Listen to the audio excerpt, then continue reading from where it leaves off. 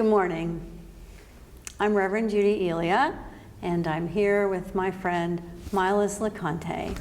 And I'm happy to be with you today and to share with you our thoughts and experiences with systemic racism and our advice to our unity of the community for the future.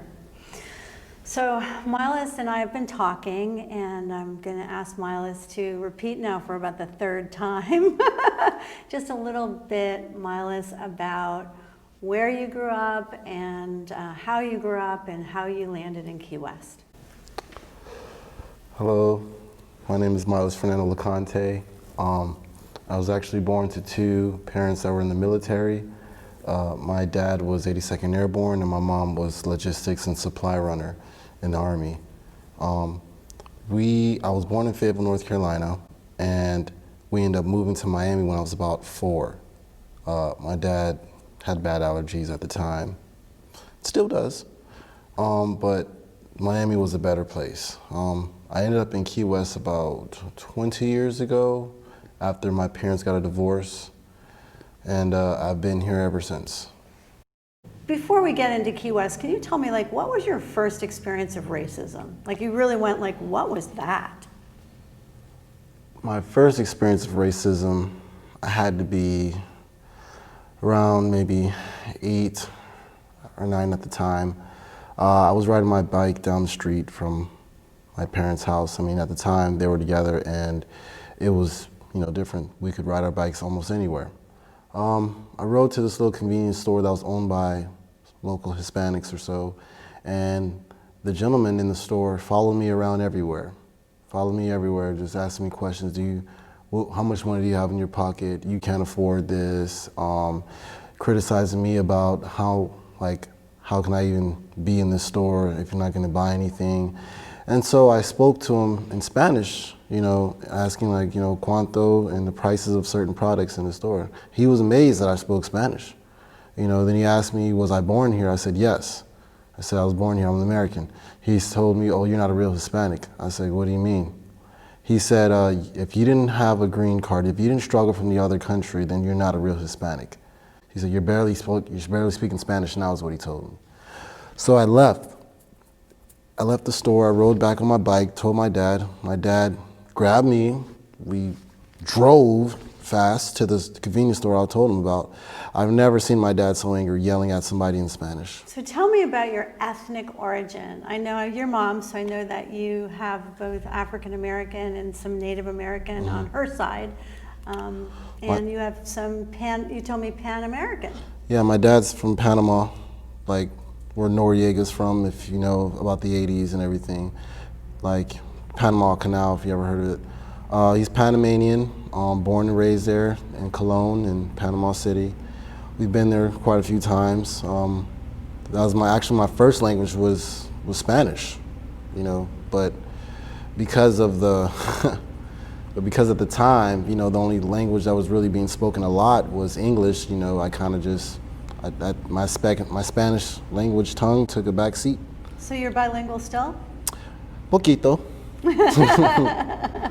Excellent. See. Yeah, so I can distinguish some things. I can order. I can figure out the time, and I can understand certain people, to a certain extent. But it needs some work for sure. Yeah. It needs some work. So how would you describe, your socioeconomic, ethnic, cultural heritage?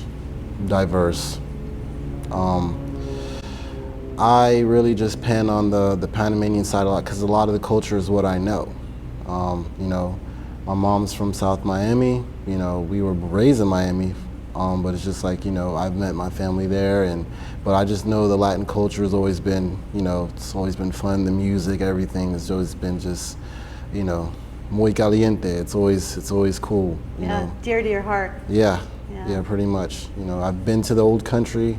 Having that experience, going through the Panama Canal, going to Cologne in the mountains, seeing my cousins, speaking Spanish with them, it's amazing, I can't get that in America, I'm sorry, So, but it's cool.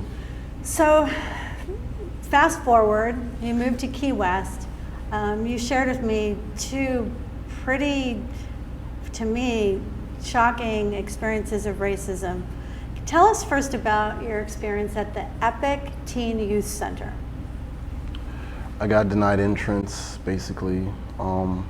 It was a teen center for kids, one of the few ones that they had in Key West, and there was a bodyguard at the door at the time. Big guy, big white guy. He said, "Sorry, man, we're full." So I look in, I was like, "How are you full? There's only about 30 people in there." He's like, "Nah, man, we're full." And then I waited outside for a little bit, hoping that maybe 2 people will leave and I just go in. He let 2 white women walk in front of me and walk in, or white girls, I should say, because we were still about 15 at the time. And I was like, "Hey, man, like, what's all this?" He was like, he said, he's like, like, "No, we're full. Like, we're full. I can't allow you in." And I took that offensive, very offensive, because I started to look. I didn't see any other African Americans in there as well. Maybe it was a chosen night. Other nights I've been able to go, but this night I was not able to go. And I felt some type of way. And he made it known to me, because of what I looked like, I was not gonna be stepping in that club tonight. What did he say to you?